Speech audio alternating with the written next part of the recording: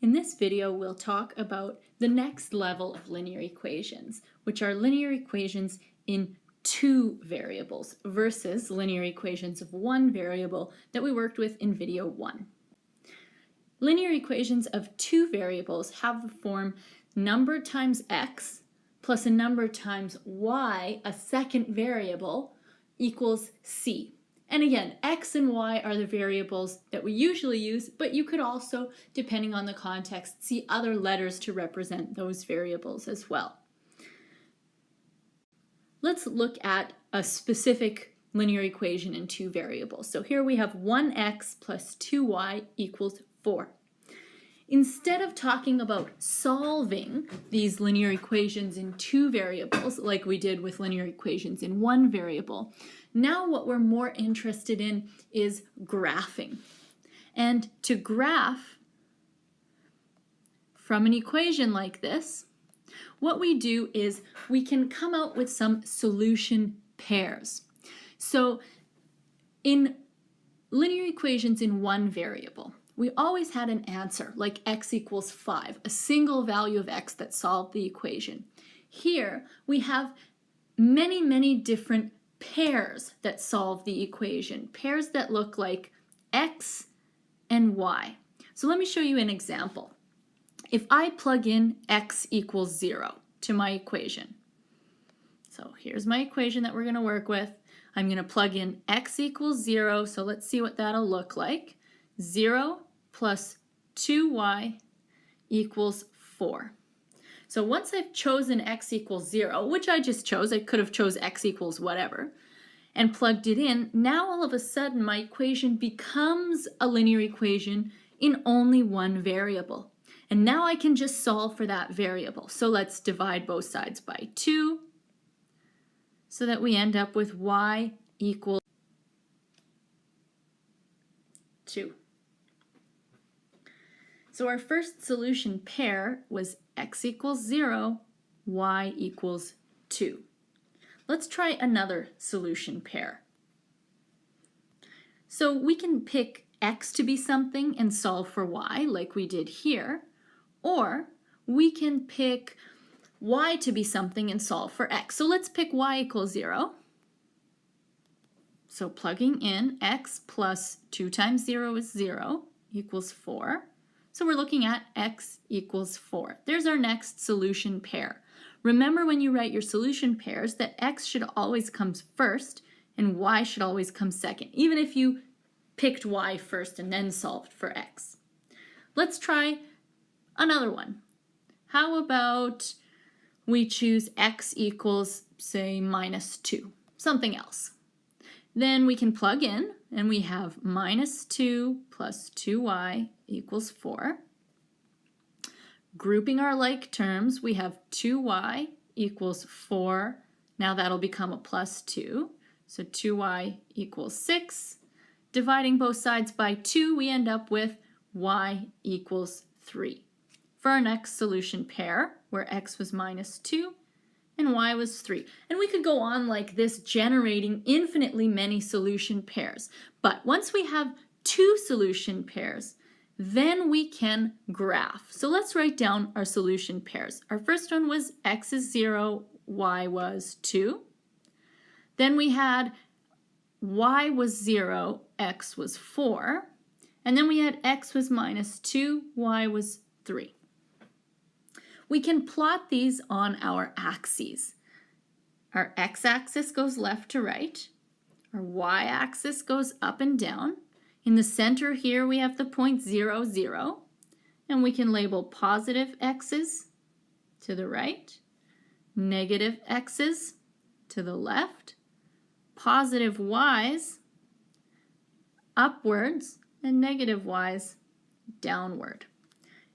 Plotting our points, let's start with 0, 2, so x is 0 here, and then we go up 2, and there's our first point. Second point, we find x is 4, which is here, and then y is 0, so we don't need to go up or down. There's our second point there. From here, once we have 2 points, we can connect those points with a straight line, and that line represents our linear equation in two variables. If we plotted that third point that we generated, where x is -2 and y is 3, so right here, that would also lie on our line. Any point we generate from here should lie on that line. And these 2 points we generated here and here have specific names. The point that goes through the x-axis is called the x-intercept. And we can always generate that x-intercept, pardon my writing there, by letting y equals 0 and solving for x. This guy over here is our y-intercept, and we can always generate that point by letting x equal 0 and solving for y. So in general, when we start out, we try to generate the x and the y-intercept first, and from there we can graph our point. Another important feature in terms of linear equations with two variable straight lines is slope. So if I took our equation again, x plus 2y equals 4, and rearranged it into something called slope-intercept form, so that looks like y equals something times x plus something. So let's rearrange our equation. So let's leave y on the left side. Let's bring that x over. It'll become a minus x. And then let's divide every piece by 2, and we end up with y equals minus 1 over 2 x plus 4 over 2, which is just 2. So this equation and this equation are exactly the same. They represent exactly the same line. They generate exactly the same solution pairs. The difference is just in the formatting. And this format is very nice because it gives us the slope, -1/2. This is rise over run, or in other words, it tells us about change in the y direction versus change in the x direction. So remember that number, -1/2. Let's go back to our picture from the last slide. So that's the graph we made of x plus 2y equals 4, which we now know can also be written as y equals -1/2 x plus 2. Notice that that 2 gives us our y-intercept, and that -1/2 was what it took to get from one point to the next. So we went down 1 over 2 to get to this point here. And then we went down 1 over 2 to get to this point here. And the next point, we'd go down 1 over 2. So the slope tells us about the steepness of the line. And we can go back and forth from an equation to a picture, or from a picture to an equation. In the last two slides, I showed you how to go from an equation to a picture by generating a couple of solution pairs. If we want to go from a picture to an equation, what we do is we pick any 2 points on our picture. So maybe this point here, that was the point 0, 2. And this point here, that was the point 4, 0.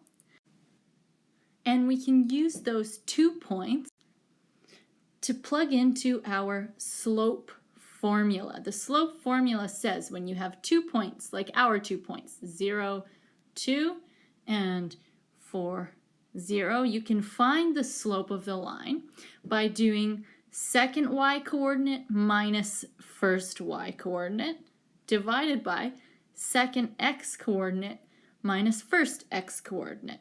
And it really doesn't matter which order you put them in. 0 minus 2 is -2. 4 minus 0 is 4. Reducing that down, we get our slope -1/2. From there, we can make an equation by plugging into y minus the y-coordinate of any of these 2 points. Let's pick that one. So y minus y-coordinate equals slope, which we just found, times x minus x-coordinate. This is called point slope form of a line because we use the point and a slope to plug in to get this equation. So that's how we can go from the graph to the equation. And earlier I showed you how to go from the equation to the graph by generating points. If we're graphing lines, we have three general forms of line. AX plus BY equals C. This is like the line that we graphed together.